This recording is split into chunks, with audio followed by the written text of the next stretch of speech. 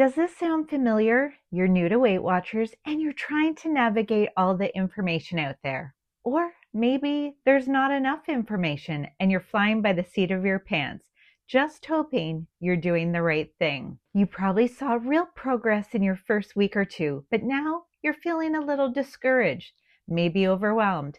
Maybe some of those old habits are creeping back in. You're tired, you're frustrated, and some days you just want to throw in the towel. Does that sound like you?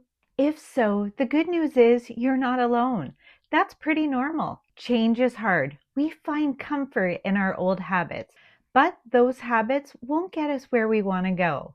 In today's video, I'm going to share 3 habits that may be sabotaging your progress without you even realizing it. Now, I'll be honest. My first 3.5 weeks on Weight Watchers were rough. I was ravenous.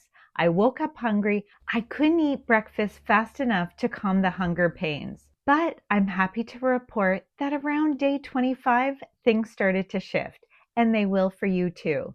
As of today, I've been on Weight Watchers for just over 4 months, and I've lost almost 35 pounds.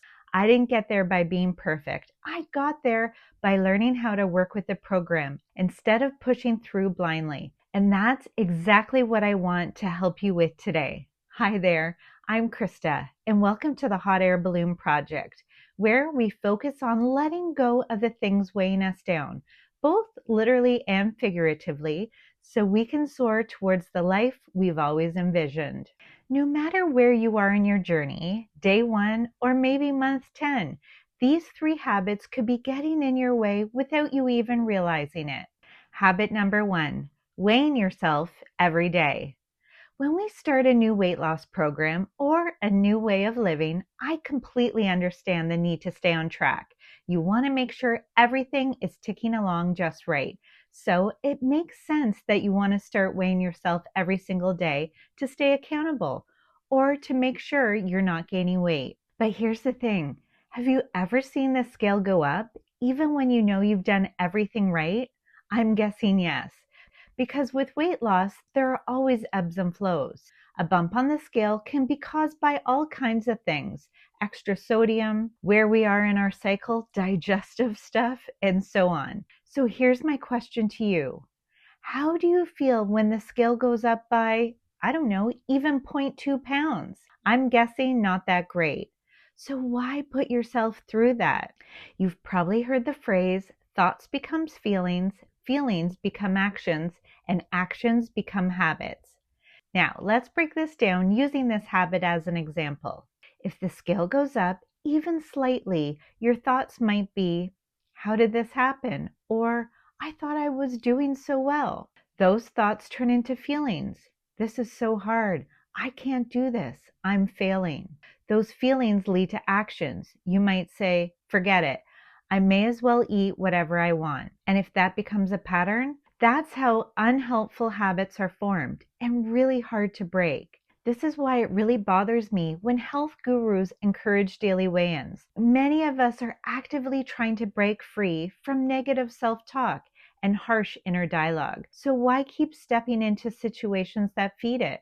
I'm a firm believer in weekly weigh-ins, and even then, I give myself some flexibility to move my weigh-in date if it's not serving me. I tend to get really anxious about weigh-in day.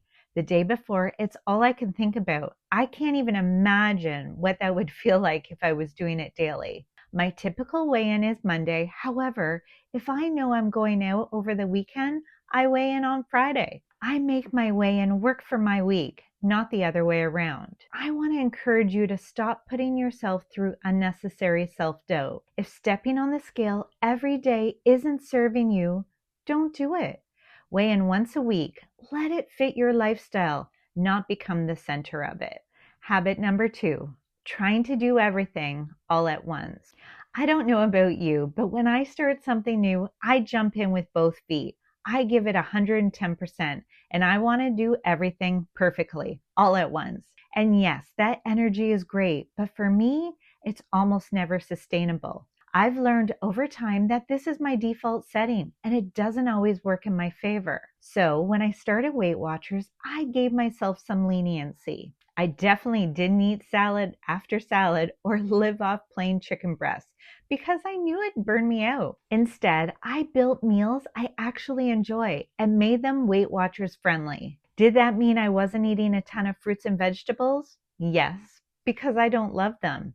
Do I want to include more of them in my day? Also, yes. But I knew I didn't have to fix everything overnight. I also didn't start exercising until about 8 weeks in. My all or nothing brain didn't love that choice, but the part of me that wanted this to last knew it was the right call. So I waited. I added in better habits every few weeks when I truly felt ready. Last month, my third month on Weight Watchers, I focused on movement. I averaged over 10,000 steps a day. This month, month 4, I'm finally making a conscious effort to eat more fruits and vegetables. And when the time feels right, I'll eventually add in strength training too, one step at a time. You don't have to do everything perfectly or all at once for this to count as a lifestyle change. Break it down into bite-sized pieces, small, manageable chunks that fit into your real life. What matters more than perfection is consistency. Swap out those old habits slowly. Add new ones when you're ready. And when in doubt, remember, consistent effort beats perfect effort every time. Try to be just a little better today than you were yesterday. And if that feels like too much, then just be a little bit better this week than you were last week. So if you're feeling like you need to get it all right now, take a deep breath. You're allowed to go slow. You're allowed to build this one habit at a time. Habit number 3, believing the program won't work for you. We're all on this journey because we want to be healthier. And while most of the work gets measured by what the scale says, I've come to realize the real work starts before day 1. Because if you don't believe that Weight Watchers will work for you or that any program can work for you, you're going to be climbing uphill from the start. Yes, of course, some programs work better for some people than others. But if your inner voice is already whispering, this won't work, or I can't do this, then you might unintentionally sabotage your own progress before you even begin. That's why belief matters. You must believe you can do this in order for it to work. Why? Because the hard days are coming. Obstacles, temptations, unexpected life events, it's all part of the deal. And if you don't believe that you can overcome those things, then you might not. But here's the truth. You are stronger than you think. You can do hard things. Remind yourself of that every day. Remind yourself that 10,000 times a day if you need to. I wear a bangle